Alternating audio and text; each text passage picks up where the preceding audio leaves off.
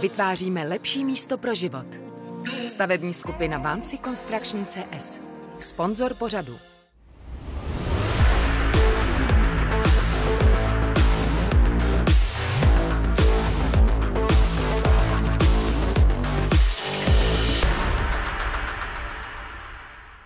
Robert Vaš, prezident a zakladatel organizace Globsec. Dobrý den. Dobrý den.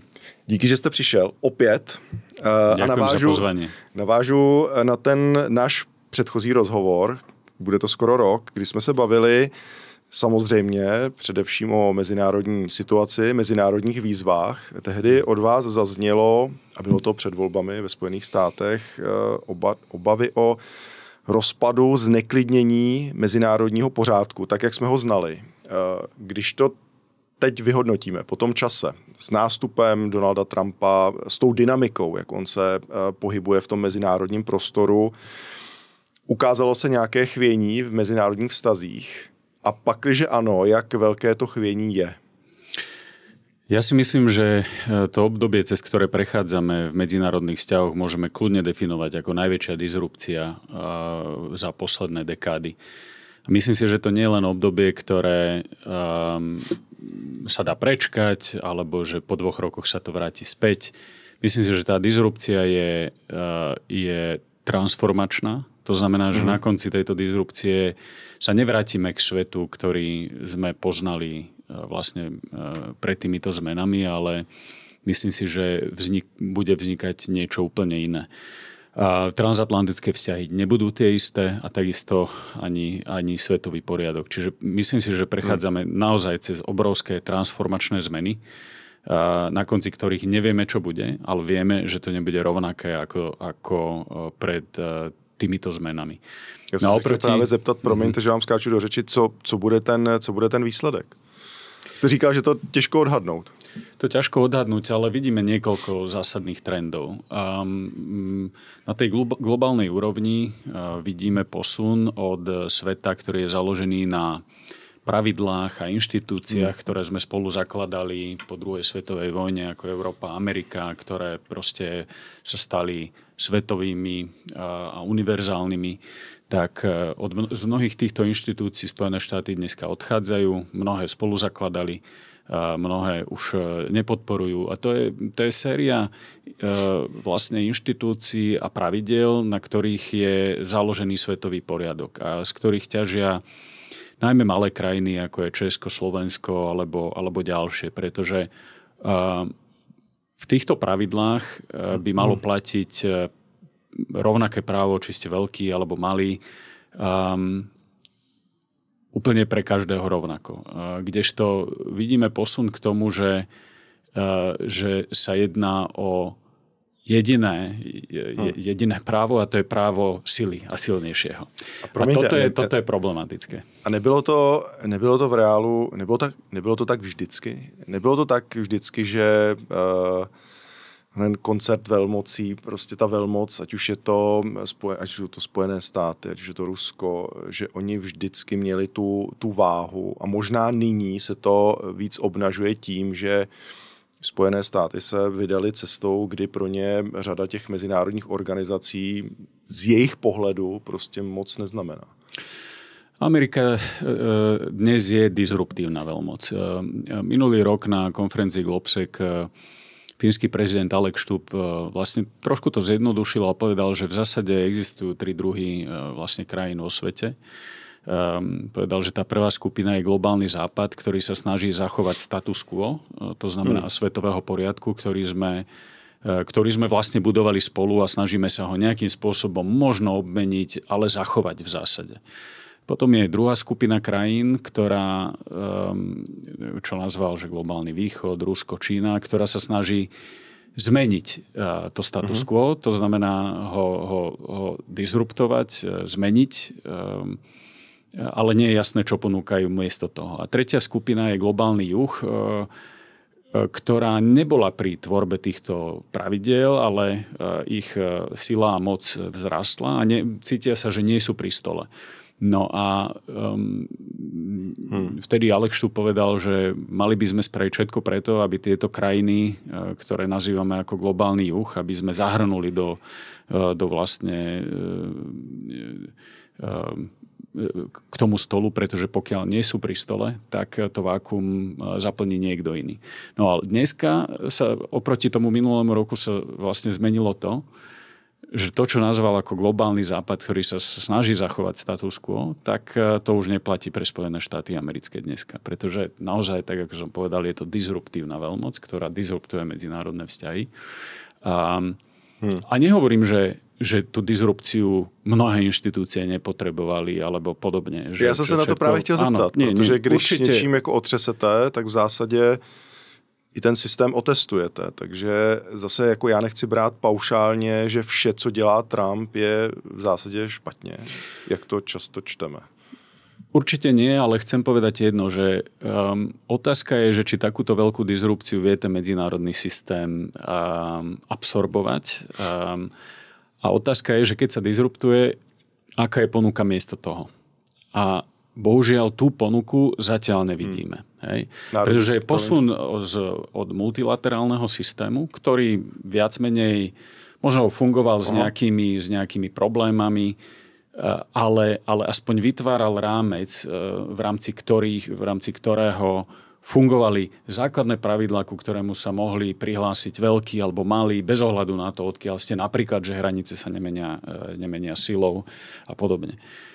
Ale pokiaľ od tohto odídete, tak zatiaľ neexistuje proste ani návrh inštitucionálneho rámcu, ani nič podobné, čo by to nahradilo. Práve opačne, prichádza potom sila len veľkých krajín a mocností, ktoré potom budú určovať osudy menších krajín. A samozrejme, to ide proti záujmom takých krajín ako Česko a Slovensko, ktorých suverenita je založená na sile medzinárodného práva a pravidiel.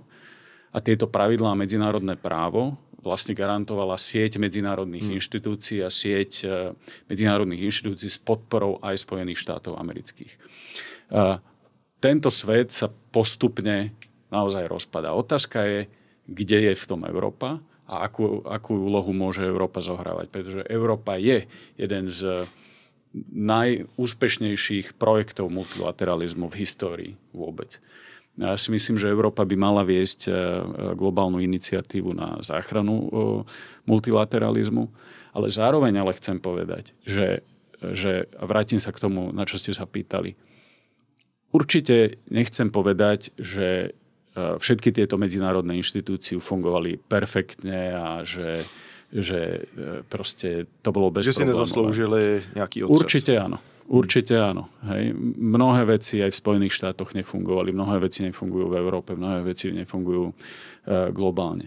Len mne sa zdá, že nemáme pod kontrolou to, že čo bude výsledkom tej disrupcie. A to je ten problém. A o to by sme sa mali snažiť. Pretože v každej tejto obrovskej zmene sú rôzni hráči, ktorí tú zmenu potom podchytia a budú sa ju snažiť nejakým spôsobom formovať o svoj obraz. V tomto to nie je len Európa a Spojené štáty americké. Co je... Jaký je ten další návrh toho konceptu? Protože opouští se nějaký globalist, aspoň Spojené státy, opouští ten globalistický přístup a jedou čistě na ten patriotismus národní. Není ten národní stát také řešením v zásadě? Národní identita, vidíme to na Ukrajině, nějaké národní přesvědčení o tom, že národ musí existovat. To zároveň podporuje tamní část obyvatelstva v tom boji proti Rusku. Vo svete určite vidíme do nejakej miery deglobalizáciu, vidíme tiež procesy, že sa snažíme regionalizovať aj value chains, respektíve, ako to povieme po česky. Změna hodnot? Hodnotový reťazec. Tak, dobře. Ktorý sa stáva myslím, že tak říká. Lokálnym. Ale čiže prichádza k tej deglobalizácii, no ale my tie globálne výzvy, ktoré máme pred sebou, sa nedajú riešiť len na národnej úrovni. Nedajú sa riešiť na národnej úrovni. Proste mnoho z tých kľúčových globálnych výziev je potrebné riešiť na medzinárodnej až globálnej úrovni. No a na toto potrebujeme samozrejme dostatočnú medzinárodnú spoluprácu, inštitúcie a podobne. Bez nich to nepôjde. Napríklad regulácia umelej inteligencie. To národný štát nevyrieši. Mnohé iné oblasti, ktoré dneska presahujú hranice.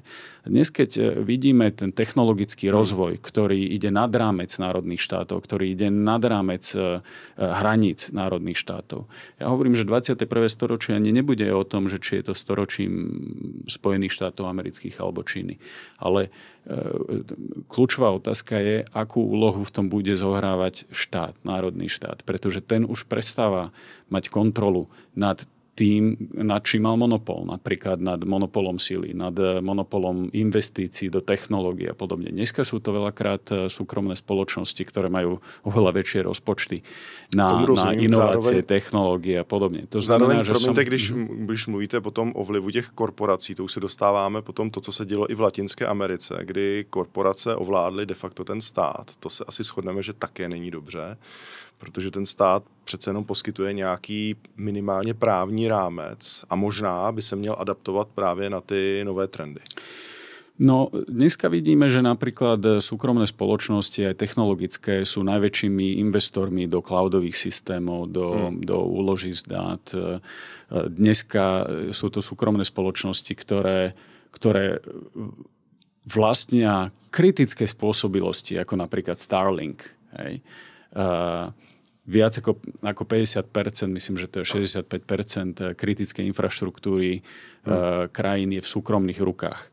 Čiže v budúcnosti budeme potrebovať... Otázka, je to dobře. Či je to dobré alebo zlé, je oveľa zložitejšia otázka, pretože má to svoje pre a proti, ale myslím si, že je to fakt, ktorý musíme zobrať proste na vedomie a myslím si, že v budúcnosti budeme potrebovať platformy, ktoré sú multi-stakeholder. To znamená, že nie sú to len medzinárodné dohody medzi štátmi, ale proste budú zahrňať aj neštátnych aktérov. Napríklad koniec koncov videli sme to pri Parížskej klimatickej dohode, kde signatármi neboli len štáty, ale aj kľúčové najväčšie medzinárodné korporácie. A myslím si, že toto bude naozaj významný trend do budoucnosti. Ještě se vrátím k tomu, co jste říkal, nebo když jste popisoval tu teorii, nebo ty teorie, které prezentoval Alexander Stubb, finský premiér. Ty 3 body, v zásadě zachování nějakého statu quo, pak je tam změna toho statu quo ve smyslu jsou tady velcí hráči, jako je Čína, Indie, chtějí nějakým způsobem změnit ten svět, když to vezmeme globálně, chápu zase z jejich perspektivy. Ten 3. bod, že jsou tady noví regionální hráči, kteří zatím nebyli přizváni k tomu stolu. Když si to představím jako nějaký raut nebo nějaké švédské stoly, co má Evropa nabídnout, aby se u toho stolu tyto regionální, malé zatím, možná země z jihovýchodní Asie, bez pochyby to budou africké země v budoucnu, i země Latinské Ameriky, aby se u toho evropského stolu vůbec zastavili. Myslím si, že nejde len o to, aby to bol európsky stôl. Musí to byť oveľa väčší stôl, ako je len samotný európsky. Pretože my vidíme svet eurocentrický, ale svet je oveľa väčší. Myslím si, že len Európa musí byť súčasťou širšej diskusie, ktorá je globálna. Napríklad my teraz na Globsec fóre práve preto budeme mať mnoho účastníkov, ktorí sú mimo Európy, z Latinskej Ameriky, máme zastúpenie z Brazílie, Čile, Argentíny, Kostariky, z Blízkeho východu, od Jordánska až po Afriku. Ja si myslím, že toto je veľmi dôležité, aby sme tento dialog viedli. Zároveň myslím si, že Európa má veľmi veľa nástrojov, aj investičných nástrojov, ktoré si myslím, ale v minulosti neboli používané úplne správne, pretože Európa patrí medzi jednu z najväčších podporovateľov rozvojovej pomoci. Myslím si, že tie nástroje, ako je Global Gateway, treba zmeniť tak, aby to boli investície, ktoré pomôžu aj poprvé európskym technologickým spoločnostiam, alebo že budeme vedieť spolu investovať do infraštruktúry v krajinách Afriky alebo Stredného východu, aby sme zároveň pomohli aj európskym spoločnostiam, napríklad pri výstavbe 5G sieti alebo podobne. Pretože keď to nespravíme my, tak to budú robiť Číňania. Ale tak to vidíme už v Africe. A tak Číňani se neptají na hodnoty.